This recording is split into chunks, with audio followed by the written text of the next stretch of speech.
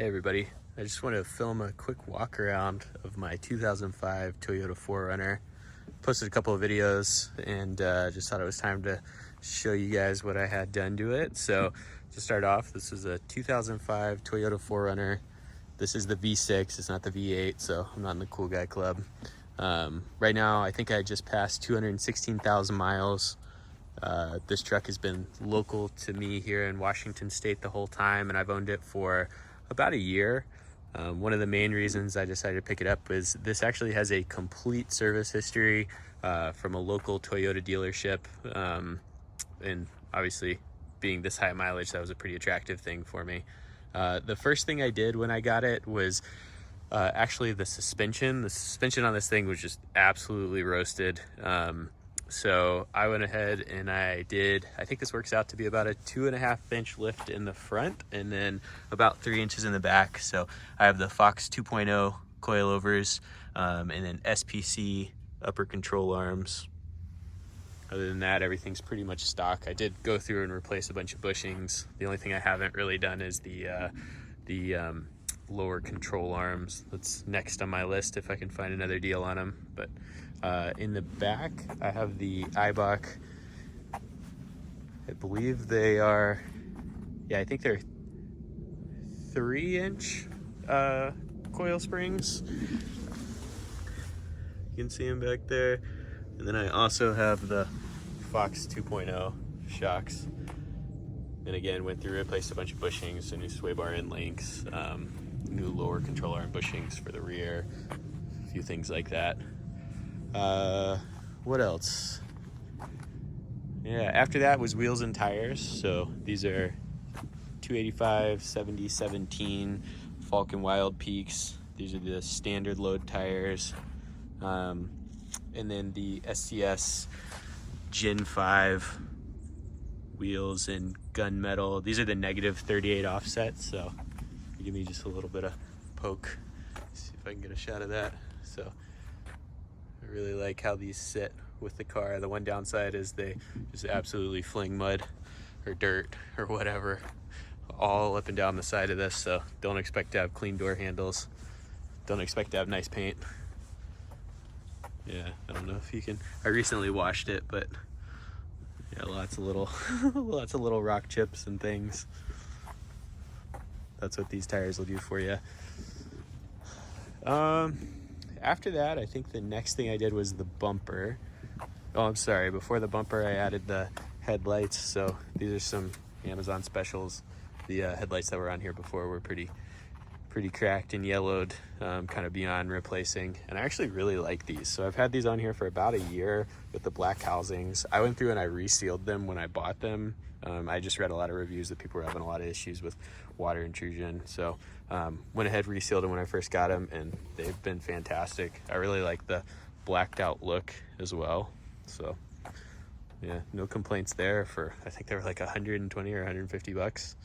After that, I got the TRD Heritage Grill, whatever you want to call it. No complaints there, I guess. Well, really, I guess if I had one complaint, the plastic is not held up too well over time. Also, maybe I do have a lot more complaints than I think. A lot of the clips just don't work with the factory bolts, so I had a really hard time getting this thing to mount and be sturdy and not rattle all over the place, but I finally got it in a good spot. I think I'm only using about half the mounting locations, but it's on there. It's been on there for a year, so we'll roll with it till it falls off. After that was the bumper. So this is a Relentless Fabrications, the full hoop. I think it's called the Predator bumper. So full steel bumper. I think it weighs somewhere around like 120 pounds, 115 pounds, something like that. So, heavy, but not the heaviest. I really wanted the full hoop design. We're actually planning on, I guess that's something I should talk about. The whole reason I'm building this vehicle is we have a cross-country road trip coming up in the near future. So this is really meant to be more of like a adventure vehicle, something to get us from up here in Washington State down to Tampa, Florida, all in one piece. So I wanted the full protection, especially if we're going through some fairly remote areas. I don't want to hit a deer or anything crazy like that. So one of the full hoops. I really like the look of this one as well, with kind of the angled front. I think it matches the lines of the 4Runner pretty well. Inside of it, I added the Baja designs. These are the Squadron Sports. These are not the SAE ones. These are the off-road ones.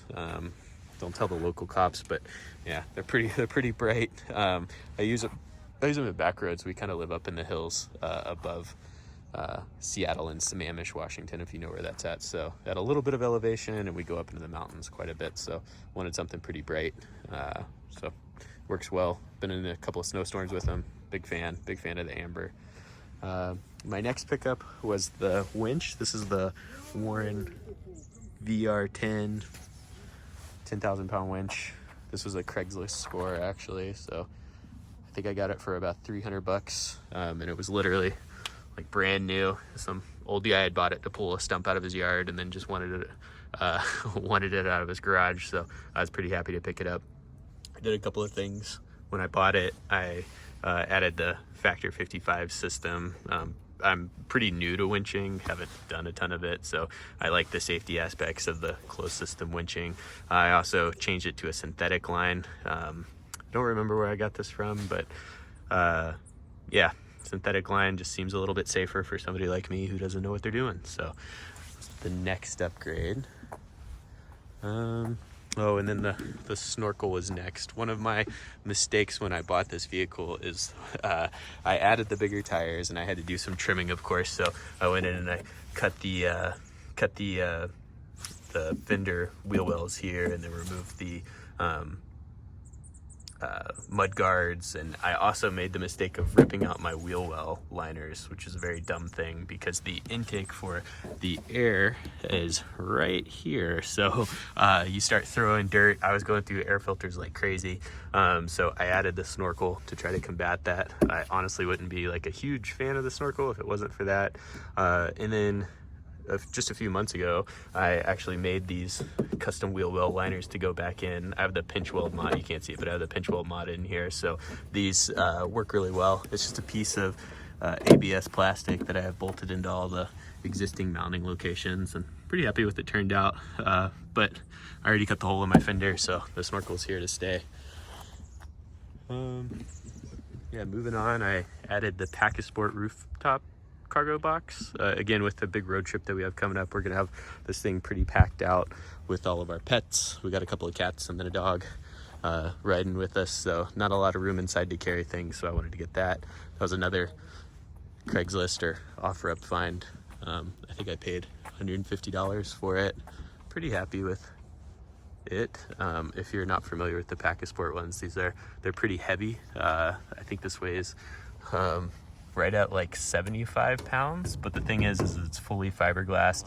This is actually, if you look up close, you can probably see all the scratches, but this is actually probably like 10 years old or so, and you'd never really be able to tell.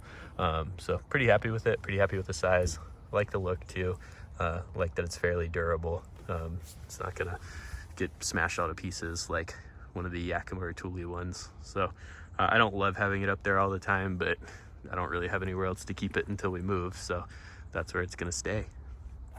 So that's basically the outside, nothing else too special. I did add, this is a Gen 5 4Runner exhaust, so it actually just bolts right up. I can't remember if you needed a special gasket kit or just the regular Toyota gasket kit, but yeah, it mounts into all the existing locations. I think it looks a lot cleaner. You get rid of the resonator, all the good stuff. So this was actually one of my favorite mods. I think it kind of modernized the look of the vehicle. I think those are all the exterior modifications that I've done to it. Let's see. I recently have kind of been on the warpath of trying to fix everything mechanical that I can get my hands a hold on. So I got another video if you guys want to check it out. It's about a transmission issue that I had. So like I said, went down a little bit of a rabbit hole.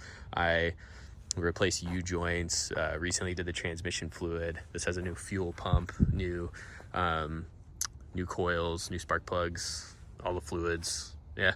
Tried to get it as mechanically sound as possible, and honestly, I mean, like riding around on this thing, it's insane how well this drives for being however old, 2005 to now, 18-year-old truck, and 215,000 miles on it. Oh, the last thing that I did too was this Asphere skid plate. I don't know if you can get a good shot of that, but big fan of this. This is actually super cool. This is aluminum and it only weighs about 25 pounds.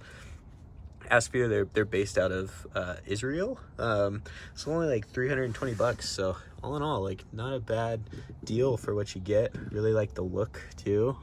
Offers a little bit of protection. Again, since we're planning on driving this thing across country, weight savings was a pretty big deal. So the lighter I could keep it, the better.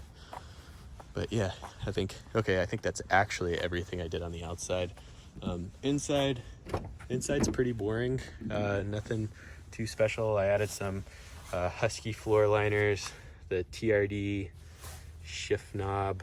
I added a Apple CarPlay system. It's like a Kenwood head unit, but yeah, the only thing I cared about was the Apple CarPlay. Yeah, interior is nothing to write home about. I like the simplicity of it. I have replaced a bunch of random plastics. I replaced the overhead console. This car, I'll insert some videos from when we first bought it, but it was pretty roached when we got it. No big tears in the bolster yet, surprisingly. I did have one tiny little seam bust, and that's my backwood stitching. My wife said she could have done better, but I'm pretty happy with it. You never know unless I told you. The other homegrown fixes I've got up here, it's probably hard to see, but I actually fixed quite a few cracks that were in the dash. Pretty proud of that. I know, again, not the prettiest, but it's a lot better than having a cracked up dash. The color doesn't match exactly, but yeah, I kind of like that this truck has all the scrapes and scratches and everything done to it. There's a good example if you can see that. So those are some of the cracks that I fixed, and yeah, just like pretty happy with generally how it turned out. Back seat, again, nothing special. Husky liners, lots of stains on the seats, but no tears. It's all there. Yeah, everything works. Oh, another mechanical thing that I replaced was I had the AC system gone through, so new AC pump, all that good stuff. So, I'm sorry, AC compressor. So pretty happy with that. In the very back here, this is where my puppy rides most of the time. So I've got a 1.5-year-old golden retriever. So I just got one of these rough wear dog backseat holder things, whatever we want to call it, covers, and it actually works out really well. This is a great setup for him. The only downside, he slides all over the place on this, so we probably got to figure something out about that before the road trip. In here I have very basic recovery tools, so I won't bore you with all this stuff, but I got an extra belt, Factor 55. That's a tree saver. I've got the tow strap at home. That's my winch controller. First aid kit. What's this? It's a dog first aid kit. Headlamp, some shackles, gloves, SAM splint, some tie down straps. Just the basics. Not trying to load this thing up. If I'm being completely honest, I know some people won't like this, but this is not really an off-road vehicle. This is my only car at the moment, and I'm planning on driving across country, so I'm trying to take care of it, trying to do right by it so it does right by me. So not trying to tear anything up, but I also want to use it when I have fun. We like to get out and do things, so like having a vehicle that'll get us there. Yeah, I think that's pretty much it. If you have any questions, let me know. If you guys have any suggestions about things that I should be doing next, love to hear it. Other than that, have a good one.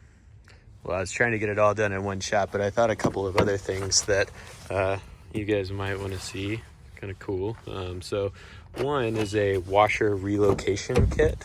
I think the guy who makes it, I think his store is like White Rhino, if I'm not mistaken. I can link to it down below, but super cool, super inexpensive. I think it was like $35, and he sells this kit to be able to relocate it under the hood. It comes with a bracket to be able to do this a little bit cleaner, but this just ended up working well for me, so mounted it there. The other thing that I have under the hood is my winch controller. So there's a company in Canada called Vice, and they make the extension cables for this, so I just have everything kind of rounded down here. It's really high quality, using like OEM style looms. goes down through that, passes by the radiator, and then attaches to that Warren winch down there. So yeah, I think that's it. See what a 2005 with 215,000 miles looks like. Pretty clean.